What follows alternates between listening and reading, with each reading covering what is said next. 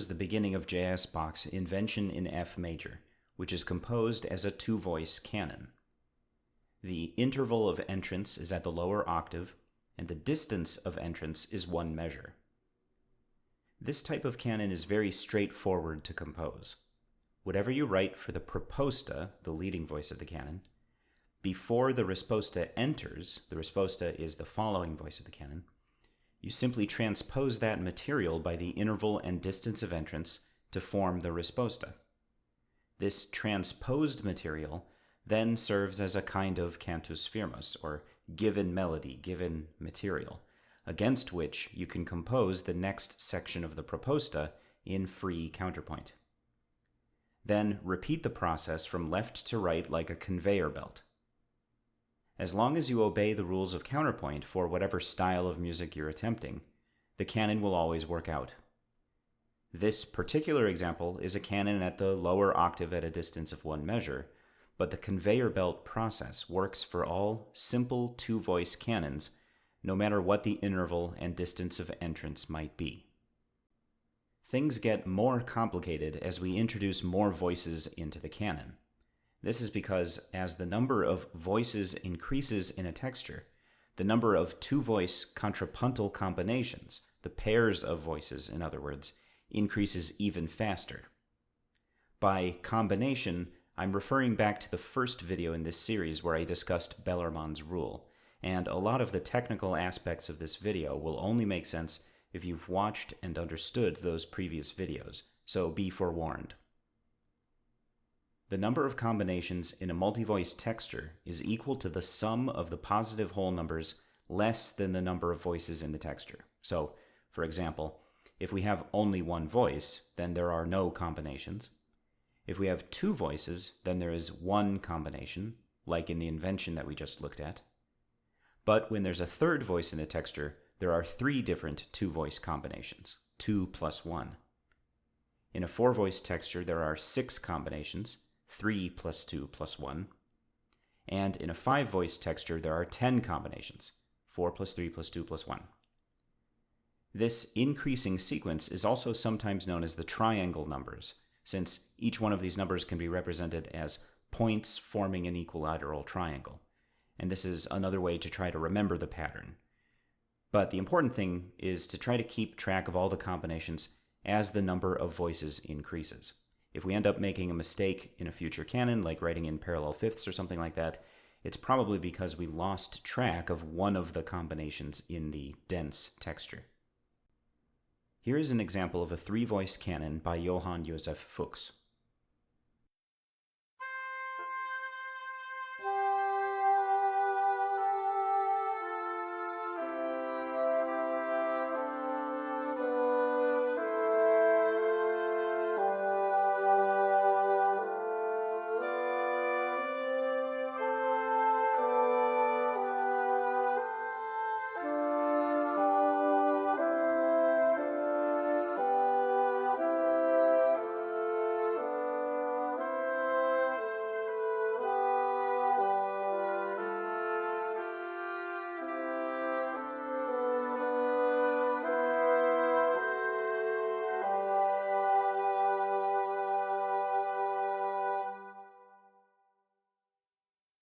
Since there are three voices, we should be able to identify three different canonic combinations. The first is proposta and risposta 1, which is a canon at the lower fourth at a distance of half a measure. Risposta 1 and risposta 2 form a canon at the lower fifth at a distance of one measure. And proposta and risposta 2 form a canon at the lower octave at a distance of 1.5 measures. If we sort these combinations according to how far apart the voice entries are, we can see that they each have a unique distance of entrance. This is good news. It means that we can use the same conveyor belt method as a two-voice canon. We compose something for the proposta voice, then transpose it twice to form risposta 1 and risposta 2, then compose the next segment in free counterpoint, and rinse and repeat. Taneev called a multi-voice canon with different distances of entrance a canon of the second order. It is the easiest kind of three-voice canon to compose, and historically it's also probably the most common. Here is another three-voice canon composed by Palestrina.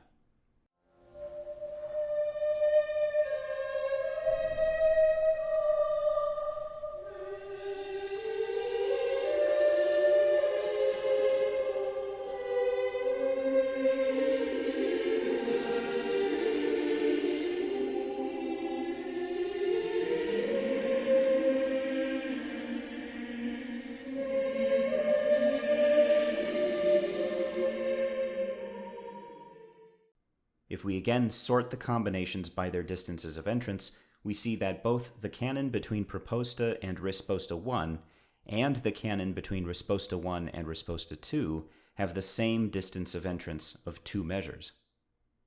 Taneev referred to this as a canon of the first order, and these can be potentially more difficult to compose. The reason for this is that each two-voice combination is no longer unique. Unlike the canons we have looked at previously, the colored boxes that I'm showing on the screen now occur in 2 different situations. The blue and green combination between Proposta and Risposta 1, for example, can be thought of as an original combination, and the same colored boxes between Risposta 1 and Risposta 2 is a transformed derivative. The same will be true of the green and yellow boxes, and so on throughout the canon. We can figure out what the constraints are on our original combination by using Taneev's equation, JV equals n minus m, that we discussed in the video on vertical shifting counterpoint. JV is the vertical shift index, m is a harmonic interval of the original combination, and n is the corresponding interval of the derivative combination. In this case, the first harmonic interval between Proposta and Risposta 1 is a unison, or 0 steps separating the voices, so m equals 0. The corresponding interval between Risposta 1 and Risposta 2 is also a unison, so n equals 0. The math here is very easy. 0 minus 0 is 0, and the original combination can be composed in simple counterpoint. The reason JV ended up as 0 is because the 2 canonic combinations that have the same distance of entrance also happen to have the same interval of entrance. They are both canons at the lower fifth. Alan Gossman refers to canons with the same distance and interval of entrance as stacked canons, and I would say that, historically, this is the second most common kind of three-voice canon, and it's also quite easy to compose, since the conveyor belt method of composing left to right also works here in free counterpoint. Here is one more three-voice canon by Palestrina. This one is particularly beautiful, so I'll play the entire short movement. Keep in mind that the middle voice is written on a transposing clef and sounds 1 octave lower than written.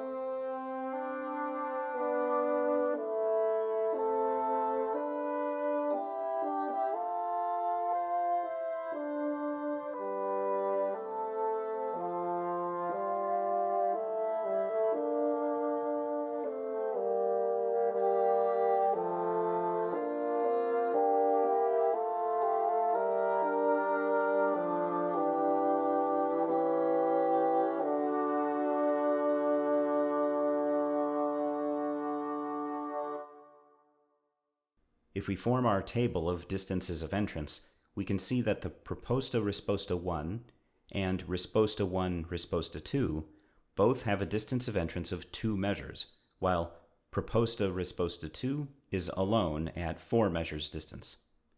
This is therefore also a canon of the first order, but the two canons do not have the same interval of entrance.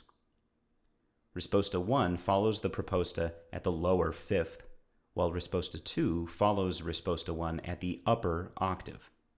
This type of canon will require vertical shifting counterpoint to compose. We can again use Taneev's equation to determine the vertical shift index. The first harmonic interval in the PR1 combination is a third, so m equals 2. The corresponding interval in the derivative between R1 and R2 is a tenth, so n equals -9. The value is negative because the leading and following voices of the canon have inverted places in the texture. JV equals -9 minus 2, which is -11. This means that Palestrina could still have composed this canon left to right, like a conveyor belt, but that he needed to compose the combination of proposta and risposta according to the rules of invertible counterpoint at the 12th, so that the derivative combination in the next step also forms correct counterpoint. Any canon of the first order with unequal intervals of entrance will require some form of vertical shifting counterpoint, and some vertical shifts are easier than others. Certain entry patterns were known in the 16th century that became standard. Here are the patterns that Taneev identifies that allow canons of the first order using invertible counterpoint at the 12th. The Palestrina example we just looked at used this one. Taneev points out that these patterns were particularly popular since they allowed imitation at perfect intervals, fifths and octaves. In fact, these patterns look a lot like the entries on the tonic and dominant scale degrees that would become associated later with fugue. The other patterns that use the same scale degrees do not form easy vertical shift indices. JV plus or minus 1 and JV plus or minus 10 are tricky because they have very few fixed consonances, and I will refer you back to the video on vertical shifting counterpoint for a review of why that is the case. These entry patterns were still used historically, but in every case that I know of, the composer shifts the distance of entrance of risposta 2, so that we have a much easier canon of the second order, which can be composed again in free counterpoint. Taneev presents a number of entry diagrams that result in different standard vertical shift indices. The diagram for JV equals 0 again includes any pair of canons with the same interval of entrance. These are those stacked canons that were very common historically. But Taneev also provides diagrams showing entry patterns that employ invertible counterpoint at the octave, which was also somewhat common historically, as well as invertible counterpoint at the 10th, which, although comparatively easy to compose, was very historically rare. This is really invaluable, pioneering work from Taneev. I should also mention the indebtedness we have to Paul Grove, who translated Taneev's Doctrine of the Canon into English in his dissertation, and the University of Arizona website for making that work free and available to anyone looking to learn more. I will link to it in the description. Now let's move on to four-voice canons. Here's an example by Johannes Brahms.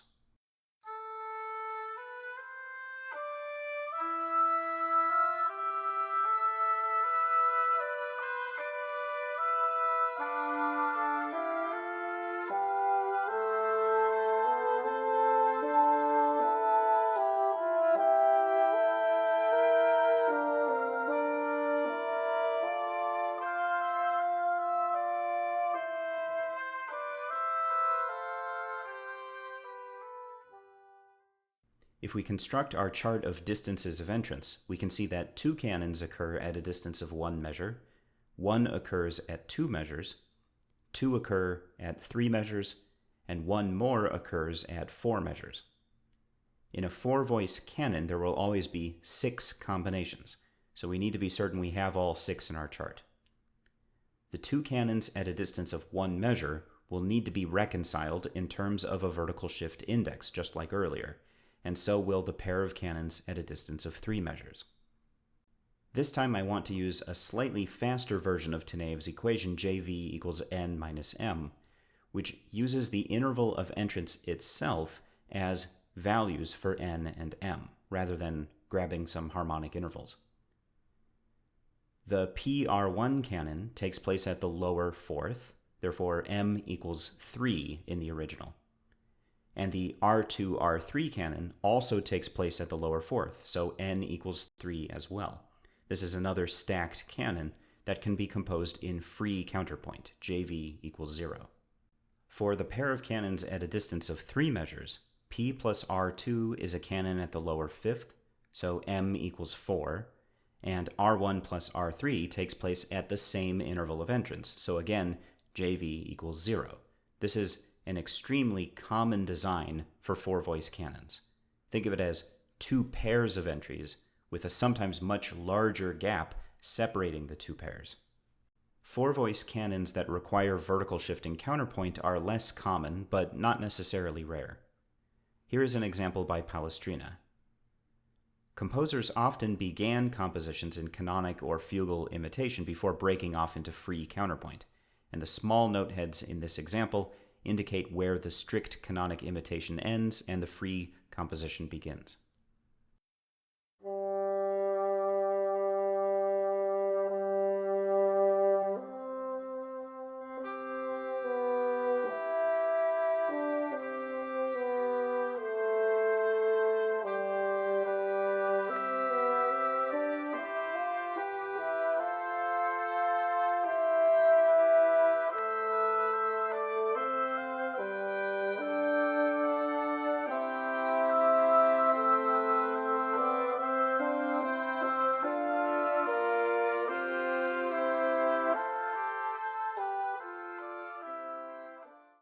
This piece features one pair of canons at a distance of 2 measures, another pair at a distance of 4 measures, and the other two canons have unique distances of entrance.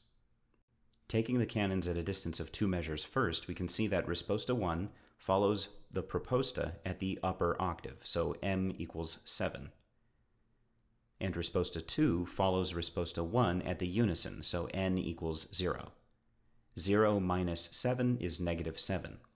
So this combination must be composed according to the rules of invertible counterpoint at the octave. This is basically negligible in this case, since the only variable consonants in this type of counterpoint is the fifth inverting into a dissonant fourth. But of course, the fourth is not a dissonance when it occurs in an upper voice combination, so fifths in the original do not need to be avoided or treated as a dissonance, as long as the fourth in the derivative can be given consonant bass support. The only fifth in Palestrina's original is prepared and resolved as if it is a suspension, so that the dissonant fourth in the derivative is also correctly handled. For the canons at a distance of 4 measures, risposta 2 follows the proposta at the upper octave, so m equals 7, while in the derivative, risposta 3 follows risposta 1 at the lower fifth, n equals negative 4. Negative because there's been a change in direction of the interval of entrance compared to the original. JV equals negative 4 minus 7, which is negative 11. That means that as Palestrina composes from left to right, he needs to take into account two constraints. P plus R1 must be composed in invertible counterpoint at the octave, the inversion taking place 2 measures later. And P plus R2 must be composed in invertible counterpoint at the 12th, the inversion taking place 4 measures later. Lastly, I want to point out that it is possible, but very rare, to see four-voice canons of the first order wherein all 4 voices enter at a uniform distance of entrance. Taneev's way of discussing this is extremely complicated, so for this video, I'm going instead to discuss the very elegant shortcut introduced by Hugo Norden in his Taneev-inspired book, The Technique of Canon. We can begin by taking one of the entry pattern diagrams shown earlier for a 3-voice canon at JV equals 0. We can then take the final interval of this pattern and find another pattern that begins with the same interval. In this case, I chose one of the patterns that requires JV equals -9, or invertible counterpoint at the 10th. We can then interlock the patterns to create a design for a 4-voice canon of the first order. Assuming a common distance of entrance of, let's say, 1 measure, we can sort the 6 combinations according to their distances of entrance. The difficulty of this type of 4-voice canon comes from the fact that we now have 3 combinations in the same column of our table. An original combination with 2 derivatives is quite a headache to figure out, and it requires the use of imaginary voices. Norden's clever insight is that for this trio of combinations, we are simply combining the limitations of the 2 kinds of vertical shifting counterpoint from our 3-voice patterns. And since we chose one of them that begins at JV equals 0, which has no limitations beyond simple counterpoint, we just have to compose the original combination according to JV equals -9, and the 2 derivatives will both work. For the column at a distance of 2 measures, P plus R2 is a canon at the upper 5th, which means M equals 4, and R1 plus R3 is a canon at the lower 6th, so N equals -5.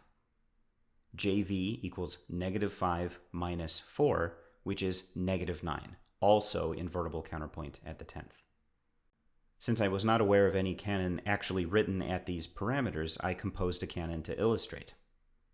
Working left to right, we compose according to the conveyor belt method, but with 2 constraints.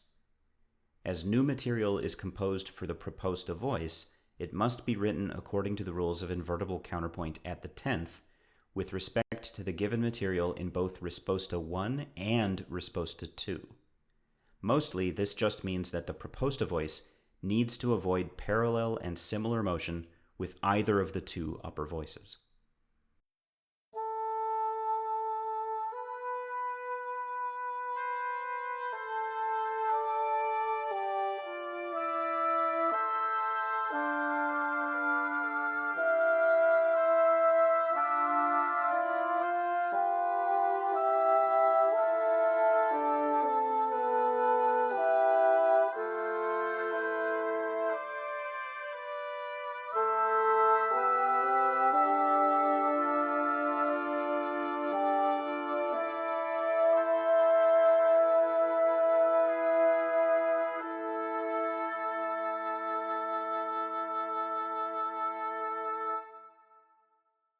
That's all for this video. I will make at least one more in this playlist on the topic of how to compose a 3 or 4 voice infinite canon, i.e. one that has repeat signs. The school year is going to start up for me next week, so I don't know when it will come out. Bye for now.